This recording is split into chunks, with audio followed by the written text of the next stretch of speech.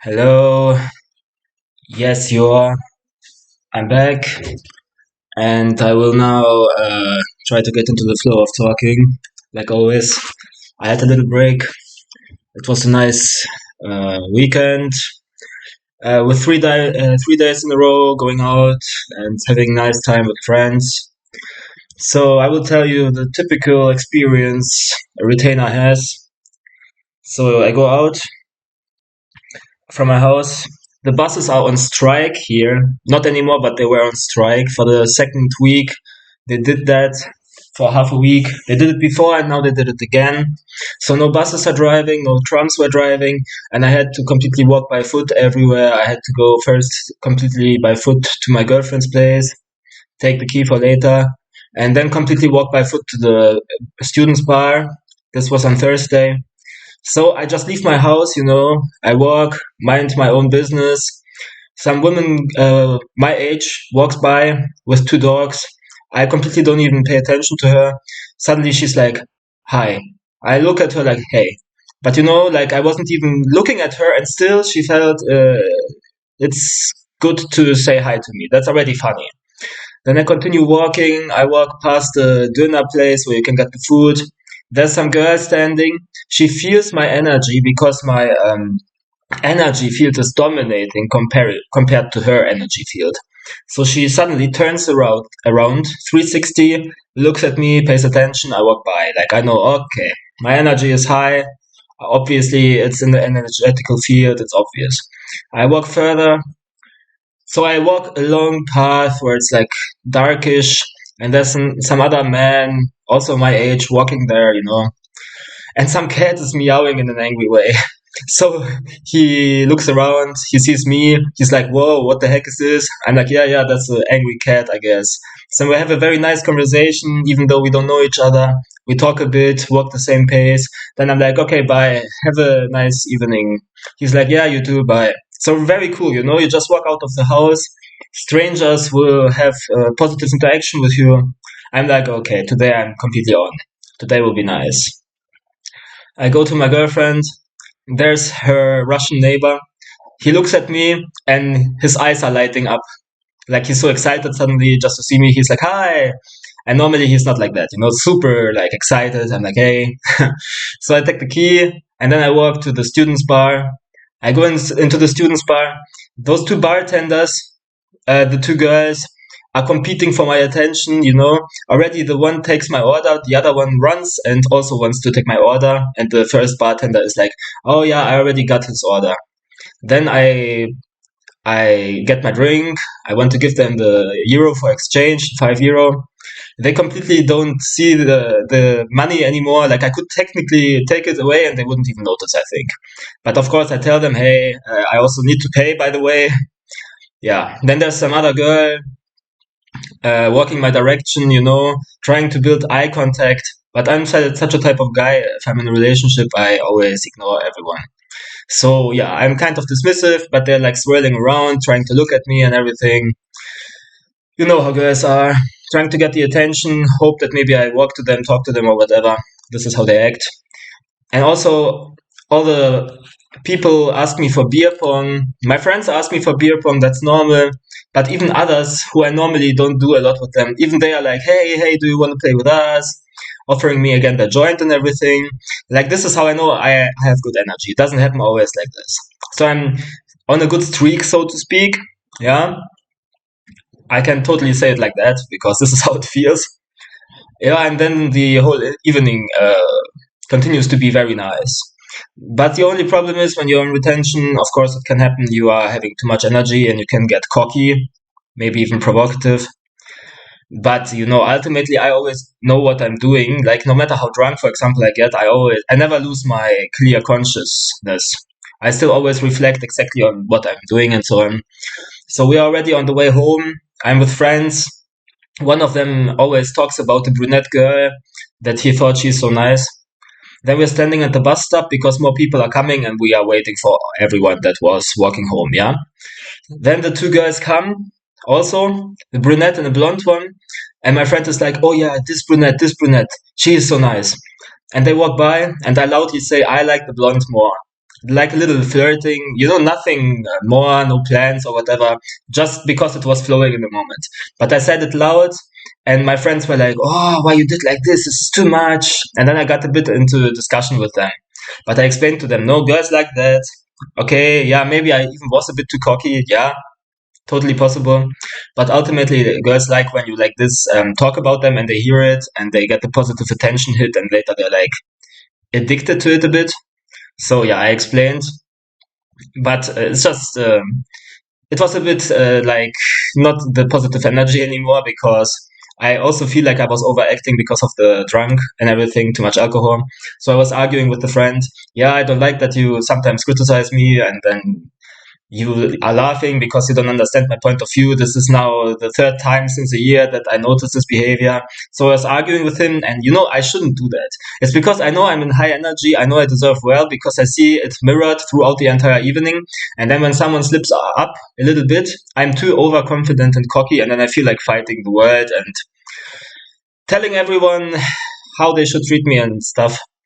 There was, I don't know, I was also vaping there, and a guy caught a bit of vape into his face, but it was not on purpose. And then he was nagging about it, and I was like, "Bro, don't nag. I had a friend in the past. He was on purpose vaping into my face all the time. Yet I do it here by mistake once, and you directly need to nag. What the fuck is this?"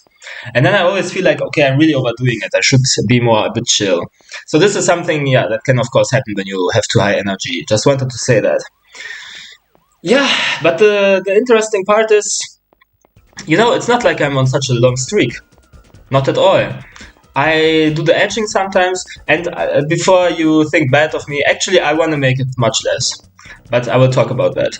But I just want to say, yeah, even though I do it, I get such high streaks sometimes. Because sometimes also the edging works like a reset.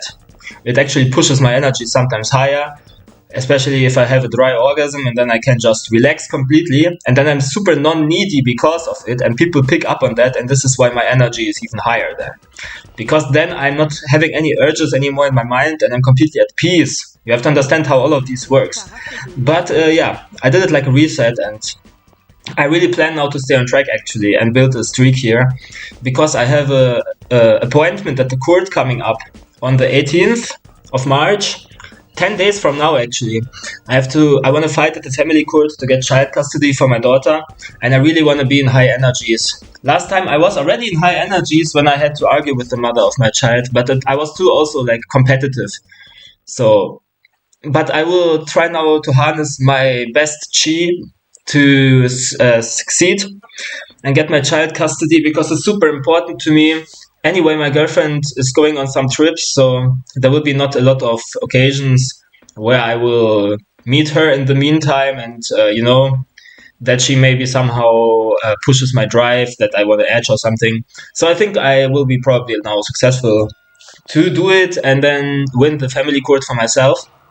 I will definitely report on my family court situation once it happened.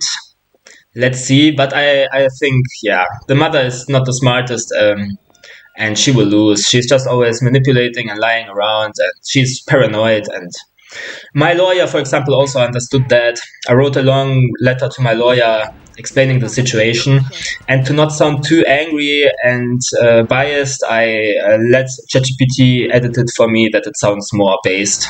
So yeah, I do now everything I can to make it as optimal as possible. Yeah, I made here a lot of notes, but I'm kind of just talking by myself. Let's see where it goes. I'm just trying to stay in the flow. So what I was actually trying to say, and this is why I mentioned my good evening where I was on a streak basically first. But I'm trying to make you all understand. We are all retainers. Those people that listen to these videos, I'm sure they don't do it just for the joke, and then they keep master, fapping to corn. No, we are not that type of humans here. The people that watch these videos, we are all retainers. Doesn't matter you're on a 150-day streak or you are relapsing. Even when you relapse to corn, like when this is your path and this is where you are, don't beat yourself up. You're already trying to do the good thing. By definition, we are all retainers. I mean, honestly, even the biggest gooner, if he is not gooning for 1 second, technically he retained for 1 second. Yeah, I know it sounds stupid, but This is a very positive mindset. It will help you if you stop beating yourself up, hating on yourself, wanting to be perfect. Like, why are you so screwed? I think many retainers are so screwed. They have some issues, they talk about it, yeah, their life was bad with family or society or whatever, and then they get so super rigid, and the moment they just have a relapse or something, they beat themselves up because they always want to be perfect, right? Because society somehow taught them they have to be perfect, otherwise they're worthless, and they carry this mindset and they don't even realize that, and it's not very helpful because fake it till you make it. If you already believe you're a retainer, it will create a positive repercussion in your brain. It changes your neurological patterns, and when you more and more believe it and pick it up in your subconscious, you will also be able to more and more be the retainer without any in-between relapses and stuff. But I was having streaks, and they're all different also. Like, I had my first streak when my spiritual awakening happened. It lasted for 4 weeks, but after 3 weeks I lost all my superpowers, and so I relapsed eventually. And I have to say, my second streak was very different because it lasted for 3 months, and I had benefits for all the 3 months long. It was a time when I really needed to stay in high energy because I got sued by the mother of my daughter. And also, I just started trading and I was very inexperienced, and I lost very quickly because I was trying to jump on the drone shield train when it was at the peak. I directly lost like 800 euro and my whole body was already shaking. And I went to the graveyard. It was a sunny day and I was sitting there and thinking, I really need to protect my energy. It's really not going well right now. It was such a icky, bad time, and this pushed me, and I was therefore able to do a 3 month streak. And only after that I hit the flat line, and I could here and then reset my benefits by one-time edging. I'm not even recommending any of these to you. I'm just explaining my experience. So I don't know. Like, I cannot force you to not give me a dislike, but I'm just telling you my data points and how it was. And it's not like I'm saying it's necessarily good. Yeah, maybe a little edging when you hit the flat line after months of retention is not bad, but it's not like I'm so only thinking this is the right path or something, because I listen to different retainers and some of them really make me have a hope that maybe I can go on a long streak and not get into another flatline, or that the flatline happens in after much more time than last time. Because look, my first streak, after 3 weeks, I already got the flatline. Second long streak, after 3 months, I got my flatline. Who knows what happens? Maybe next time I go on a streak, I get my next flatline in 3 years. I don't know. I feel like flatlines are just there so that you learn something from them, And if you at some point don't need to learn this whole stuff anymore because you already integrated it, then you get less and less the need to get a flatline or even a relapse cycle or whatever. And honestly, in my opinion, a flatline and a relapse cycle where you relapsed and your energy is lower, there's not much difference. Like, I hear people like Rin, they're talking like, what is he now, 170 days already or something? And yeah, still he has moments throughout his streak where he is explaining his whole story, and it's not always good. Sometimes he gets less attraction, or some bad interactions with people do occur, or he is in too much anger because of the testosterone and so on, or he's too opinionated in negative ways, negative thought patterns, too negative against women or whatever, and then he's fine again. So this is like a type of flatlines, right? But where's the difference to people like me, let's say, who also are on the streak? They experience all the benefits, like I just explained to you, but then sometimes they also have like even a relapse cycle or whatever. This is like a flatline, So it's just a different way of learning. And you have to understand, different people have different benefits. We all have different benefits. Doesn't matter if you're not able to stay on such a long streak like Rin, like 170 days. I mean, I could if I would want to, but I just don't understand why should I do it if I have flatline. But point is, even when you're not able to do it, maybe this is just not your path. You do smaller streaks, whatever. Of course, you still get benefits. If you believe you need to go on a 170-day streak to get benefits, then you're diminishing what semen retention is and how powerful semen retention is. I'm telling you, I was on a 3 week streak. I felt like I was God himself, and the world is completely bending to me. So you cannot say, oh, I need to have such a long streak for that. And we all have benefits and disadvantages. Advantages, skills. Like Rin, for example, is always complaining, and many retainers do that, that all girls are so cooked and they're all promiscuous and they leave you the moment you bust. But for me, this is just, for example, not the case at all. When I was with my previous girlfriend, she always said to me she will not change for me. She learned to never change for a guy because she was with her ex-boyfriend, her first long relationship, and this taught her the lesson to never change for a guy. And I thought, what a crap. Of course she should change. I also tried to be my best version. And so I was looking out for a virgin because she cannot have this mindset that she's already screwed because of some other previous bad relationship. And then I was attracting two virgins basically, and the second one became my girlfriend. See? Yeah, in between I was also attracting promiscuous girls, but for me this was more like a processing, not like a final stage. You have to take everything as advantage. Look at everything as if it helps you. You know what I mean? No matter what happens in your life, it's supposed to help you in some type of way. So I, for example, can attract good girlfriends. So it means I have certain skill sets and advantages over people like Rin, even though I'm not on a 170-day streak. Yeah, and I never was on a 170-day streak, but life is long and I'm young, and I feel like I will take this more serious because I was on a nice streak the entire summer. I also did 3 week streaks and so on in summer. And during my last 3 week streak, this is when I got my girlfriend. But then I got my girlfriend, so my drive got higher, and so the urges increased, and I couldn't handle it in the moment. My nervous system was not prepared. People like Rin just stay away from that, you know what I mean? But I'm learning to be able to hold this energy and still do a streak, and I got very close because right now I don't even feel like I want to edge. Sometimes my soul basically tells me from the depth of my heart, I don't want to edge now. I don't want to do anything. I want to have a streak now. And when I'm in this mood, then I can easily do it. But if I'm in the mood, oh no, I want to edge, also I want to maybe train my stamina for lasting in bed, then this is what I do. And there's nothing bad about it. And I don't understand that people will come and, you're not a real retainer. People, stop being such extremists. Let everyone be on his own journey, and not for everyone the same stuff is relevant. Like this guy Full Balls is doing Brahmaharya, where he is avoiding meat and other food on top of retention, and he is also doing the monk mode. Yeah, that's cool for him. I think it's an achievement, but I don't think this is something that everyone needs to do, and that people need to be so fanatical about and so extremist that they say if you don't do that, you're bad. Come on, people. I mean, how immature are you? It's like trying to be above everyone else. This is all based in trauma that you didn't process.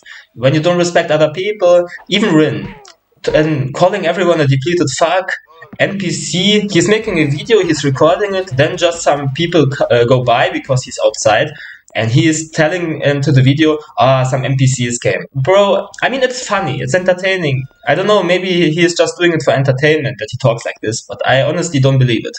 I think he really thinks like this, and it just doesn't make sense. This is all trauma based. Breathe deeply and love life. Open your heart chakra. Walk through the world with an open heart and not in such a way. Um, I don't know. I mean, I could tell you much more stuff, but I guess I said the most important things. And because if I would tell you more, it would go in other directions. And I realized now it's a very roundabout message. So I will leave you with this. Like, share, subscribe. Ciao.